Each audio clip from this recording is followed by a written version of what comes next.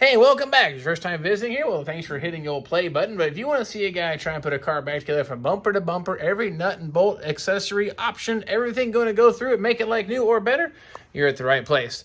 We're going to show you the right way, the wrong way, maybe the VVG way. That's what we're going to call it. But we're going to get into here today. Maybe I've got the runs. Not me, the car. I had some issues when I painted it back here. I showed you after I got it done, but we're going to get that cleaned up now and not have to respray the car. I got kind of stuff laid out here, but I'm going to show you what we're going to be combating and how to fix it and get your car looking a whole lot more good. All right, here's what we're talking about. When I sprayed this car, I got a little bit of a sag, a little bit of a drip there because I put additional clear on to help cover up the stripes. When I was all done, I could cut and buff that and we didn't feel any transition line. And I've got a little bit of a dry line here. It's not their best test for the finish. So how do we fix this, right? Well, it doesn't look good. It's not going to show all that well. And of course, you can see here in the light, that finish is less than stellar. Well, you got to remember, we painted this thing here in the garage, so it's not perfect, but that doesn't mean we can't do some things to this paint to make it look better. In particular, we need to get rid of that run right there. That's just not very good stuff happening right there. But fortunately, I get it show up in the camera. But we're going to work on cutting that out. That's obviously there's just too much thickness of paint. So with that being said, since there's too much paint, we need to remove just that area. And what we're going to do, I'm going to start off right here. I kind of got my stuff laid out. This is 800 grit sandpaper. I use this dry. I do not use any water because when you start to wet sand, one of the problems is it leaves a residue behind. You really can't see your progress very effectively. Actually, check out this angle here. You can really see it here in the light. Got a run right there. So I want to try sanding it with dry, and I'm going to just kind of shave off the high spots here. Now I've seen people take razor blades and drag them across. They got little special tools to help cut that off there. I tried using that one time, and I gouged right through the clear coat, right through the base coat, and I had to respray the whole panel. I opted not to do this. So this way takes a little bit of time. It is a little fiddly, but I've learned that I do less damage to the paint. But if you can use the razor blade technique and it works good for you, go for it.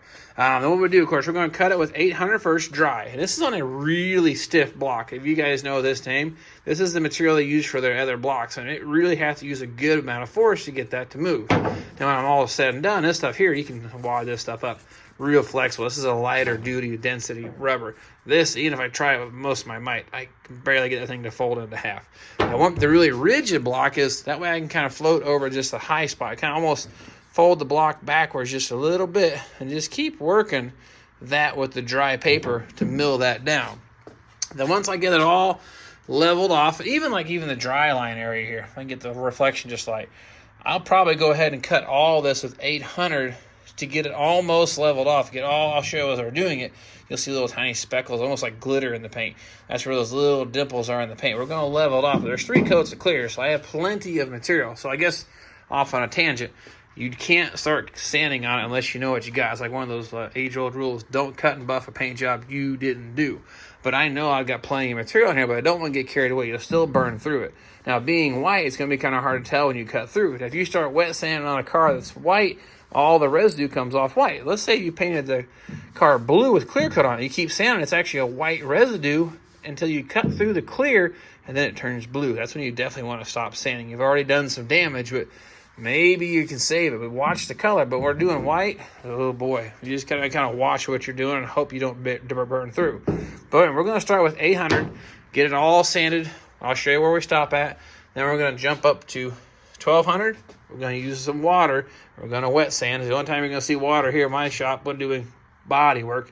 And then we're gonna go up to 2000, and then we'll cut. That's all of our cutting, and then we'll start doing some buffing on it. I'm not sure if I do buffing on the video or not, but we're going to get it all sanded down. And this is stuff I like to use. It's a little spendy, but honestly, this paper holds up really quite well. One sheet will do almost half this whole side of the car.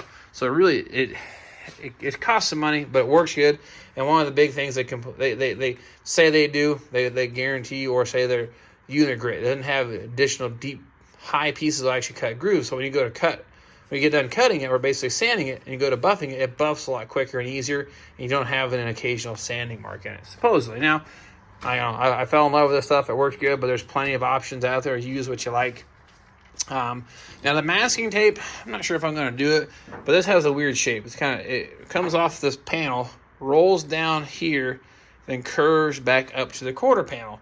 I don't think it's going to be too bad, but what I've done before, though, sometimes because I'm not a professional, I don't get it right. trying to get what we'll call these blemishes out. Sometimes I'll put a piece of tape on each side of the blemish, so as I'm sanding, I'm not taking off the surrounding area. I'm only working on this here.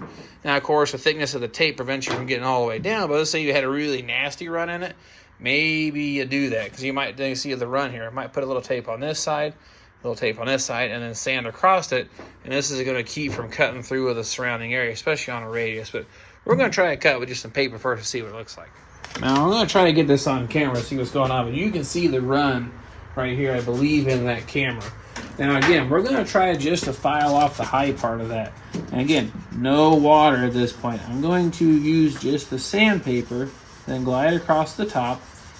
Now, you can still do kind of an X pattern if you want, but work at a couple different angles. And it's really starting to highlight that run now. You can really see it here, at least in person. I'm not sure what's going to show up on camera. I hope this works out. But we can really start to see it. But I'll grab the camera here and maybe zoom in here in a second. But the idea is just to mill off or remove the high spot from the run. And at this point, I'm kind of holding the block and folding it backwards so it has just a little bit of a radius. I'm going to over-exaggerate it, but you get the idea.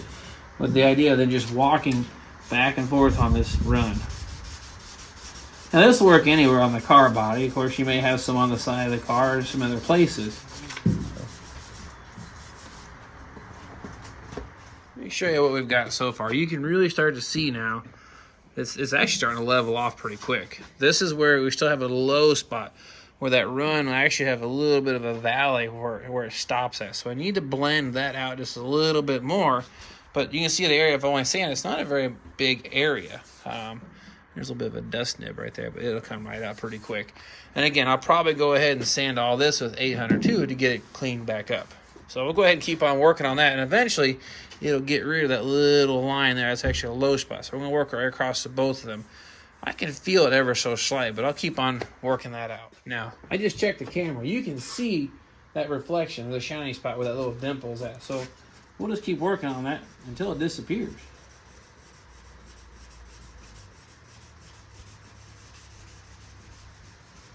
Now, there's some schools of thought when color sanding, wet sanding, whatever you want to call it before you buff it, all one direction, because it's easier to buff out if all your sand marks are lying in the same direction. I kind of follow that a little bit, but when I'm trying to work out a blemish, I still kind of like to work more than one direction, because we're still going to possibly create a low spot. That's why I'm using a super stiff block, so I try to keep just at a radius, trying to just shave off the high areas. Now, when I get to sanding this here, back where the dry line looks kind of thing, I'll leave the block really flat to the panel so we keep control of that. Now, I hope you can see the camera. That thing is almost completely disappeared now. Now, if this is wet sanding, you wouldn't see that. You couldn't see that reflection. It'd all just be covered with that milky buildup from the clear coat. So this is the why I don't use water for this part of the process. The 800 grit is pretty heavy, but we got enough material on it that it'll clean up with the 12 and then the 2000. And if you're doing like a darker color car, like black or a dark blue or something like that, you keep going with 2500, 3000, and so on until you get your liking. But I think we just about got it. I got a little dimple here, I think. Now I'm kind of flattening the block out. Not trying to bow it backwards. I'm letting it almost lay flat on the panel to kind of blend this out.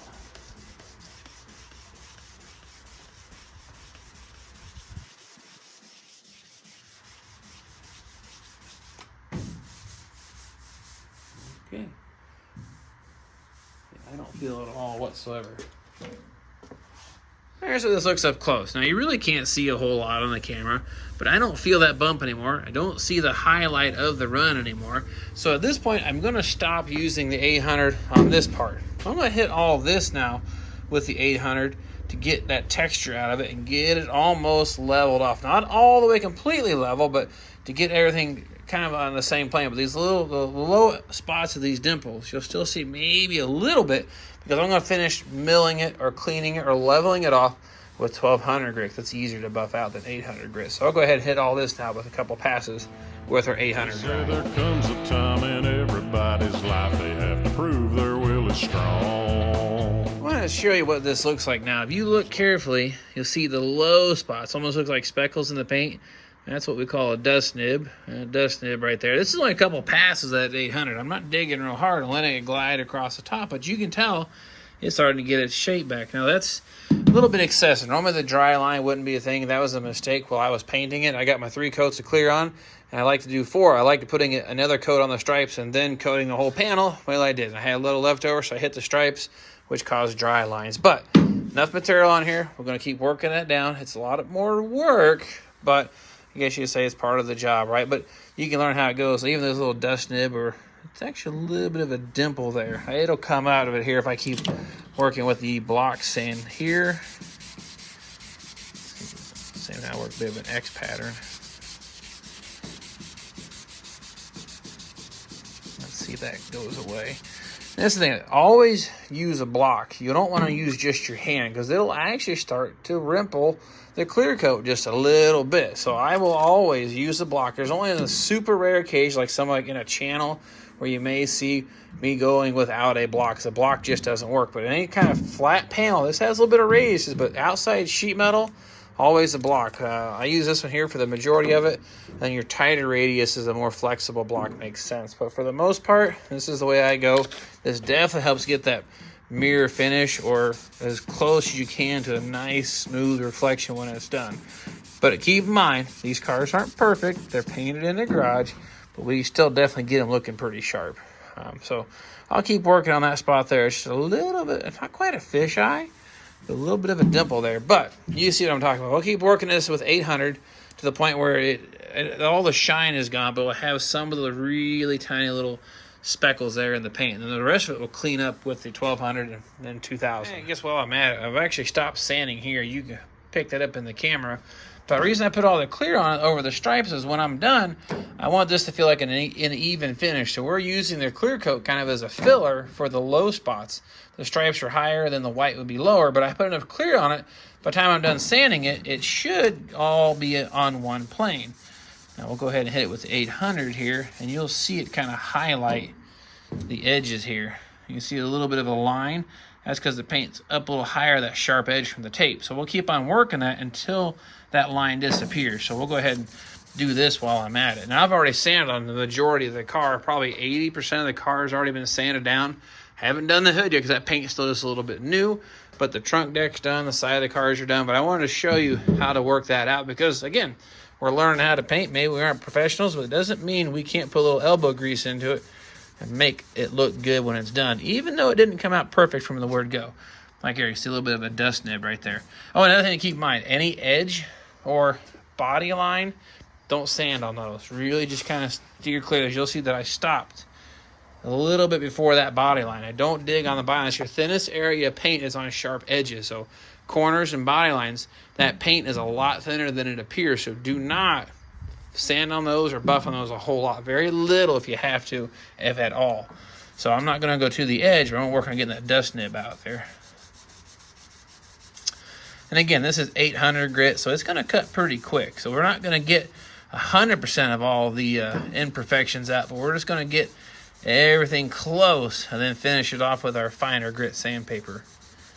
And of course, I realized as I was talking, I lost the camera. You guys couldn't see what I was doing, but anyway, you can see now. There we go. That has a little tiny spot yet to go, but that'll clean up with the 1200. Now I don't feel the transition any longer here either, so same thing. We'll just keep on working this whole area out. I gotta do the whole filler panel. I didn't do any sanding on this yet. You can still see the paint is still quite glossy on that side over there. As soon as I get the camera to focus maybe, but you get the idea. White's kind of hard to see on camera, but I'll keep on working on sand all the way across this with 800. I was able to sand all the way across the back, went over the stripes, have those leveled off. Now there's no more transition between the blue and the white. It feels nice and level. Now that is 800, so it's a little coarse. Now you can see here, look carefully in the camera, you see little tiny speckles, almost look like shiny spots. That'll all come out now with the 1200 grit, but now we're gonna go wet. I like using a spray bottle, spray a little water, sand, spray a little water, sand. Some people like using a bucket. I used to use a bucket a long time ago. You dip the thing in the water. But I found after a while there was enough dirt that built up in the bucket. I picked it here, across the paint. Well, that's dirt grinding into your finish. stopped doing that because once I got in buffing, I could see all these little scratch marks. So I started using just a fresh water supply. Some people use a continuous garden hose, but that makes for a big mess. So just a little bit of water, spray it, a little bit of water, spray it. And some people feel that it's not a bad idea to let your sandpaper, if you're going to use wet paper, let it soak overnight. I don't know. I guess some people think that's helps keep the paper pliable or whatever. I don't know. I've read about that, but I don't bother. But maybe you might try that and like it. But we're going to go ahead now, start with 1200 grit.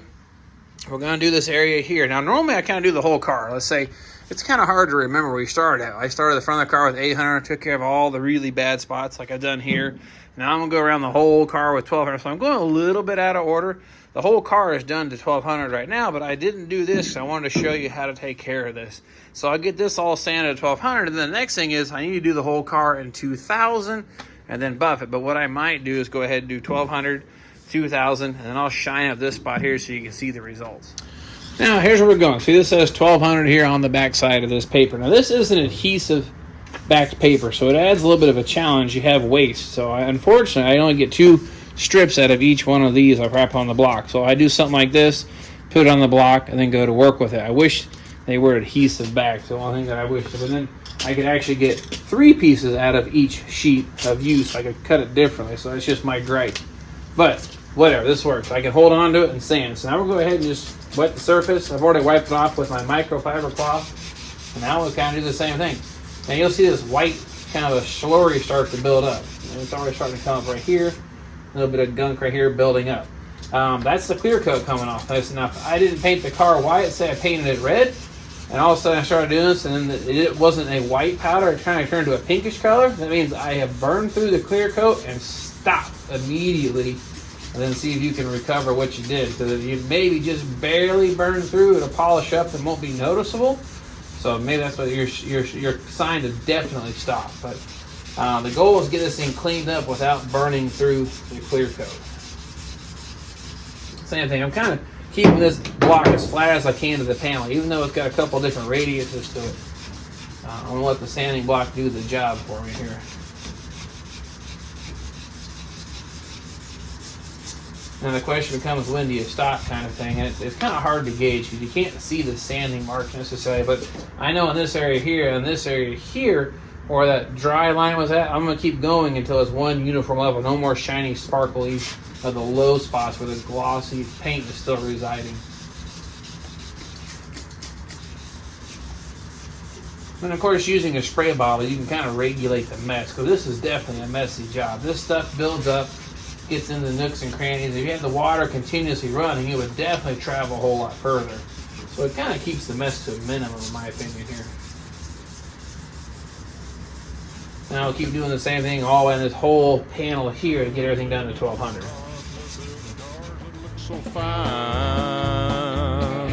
So what's it look like all down with the 1200 grit? Now if you look here, if I get the angle of the camera just right, look at that spot right there. Give me a little bit of grief, a little tiny bit there, but all the little speckles are gone. So all of our glitteriness, all the low spots where the glossy finish is all leveled off. Now this is all super smooth and slick. Same thing here, where that run used to be. I have no height adjustment, feel anything different, and even over these stripes. Now, you don't have much of a gloss to it. It looks kind of like a matte finish. It actually would probably polish at this point with the buffer because it's a light color paint. But I'm going to go ahead and do all the same thing here with 2000, and then we'll see how that looks. But that 2000 should finish off a little bit right there, you can see, and it probably will take care of that spot. If not, that's such a minor thing that I don't think there's anything I can do about that. So, looking pretty good. So I hit this 2000. We'll show what that looks like. Here we go. All sand now with 2000. I started about here, made it here just past that stripe, came to right about here.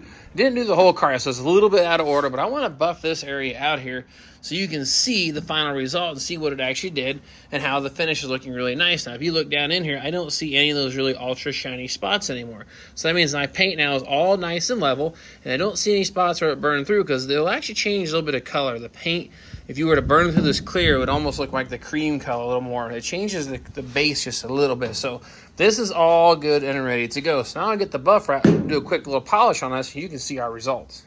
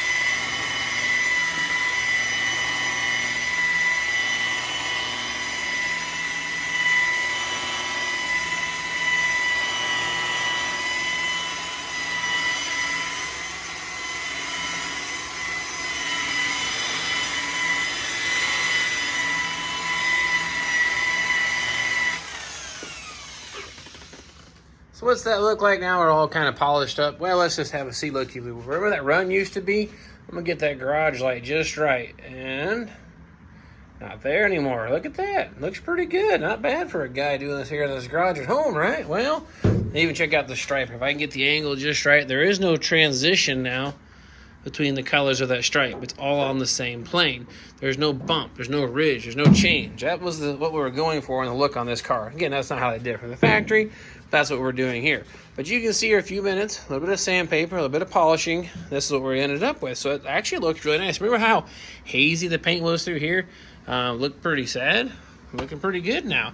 Now this is like showing, hey, maybe I'm not the greatest painter, but I'm definitely really good at removing blemishes and making it look a whole lot more good. I didn't get into a whole lot of detail on the buffing process because, well, it actually does look pretty nice. That's probably a separate video for a different day. I just wanted to show you how to get blemishes out. Again, I may not be that great of a painter. I may be much better at fixing blemishes, or let's use the word imperfections. That word perfection just kind of bothers me.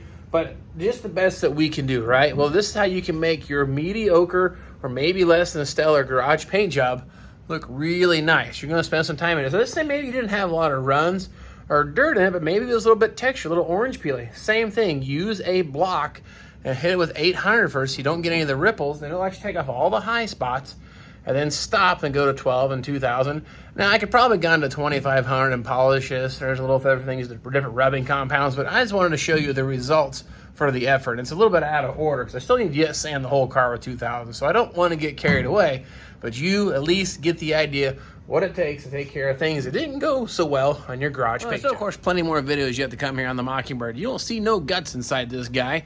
That's because I still need to do yet the interior. Well, I promise I'm going to do those stack gauges. I just keep getting sidetracked. I wanted to show you that. I was working on color sanding the car, and then basically you can do that inside the same process to the entire car. 800, 1200, 2000, 25, 3, buff, polish, whatever. Use your compounds. I may do some more video on that, but I didn't want to show you sanding the whole entire car again, starting from scratch. I just wanted to show you maybe a bad area because you may have some imperfections because you may not be a professional painter either, and this is how you can at least recover that paint job as long as you have enough material on the car to machine or file or mill, whatever you want to call it. Take some layers off to true things back up, and it actually can come out pretty nice. Now, is this a 100-point show car? No. But is it going to look really good going down the road? Abso-freaking-lutely. So this is how we get things done here. Appreciate you following me on the journey of the Mockingbird. I got plenty more footage coming your way. I'm finishing this one up and several more cars just the same. So thank you for watching. Thank you for subscribing. And really definitely appreciate the comments, the good, the bad, and the ugly. It helps out because things are looking a whole lot better on the YouTubes, and we'll hope to catch you all next time. Dog dare or draw a line out in the sand, cause Paul Bunyan and John Henry ain't got nothing on this man. His restorations are more gooder, and his slogan is, gotta save them birds.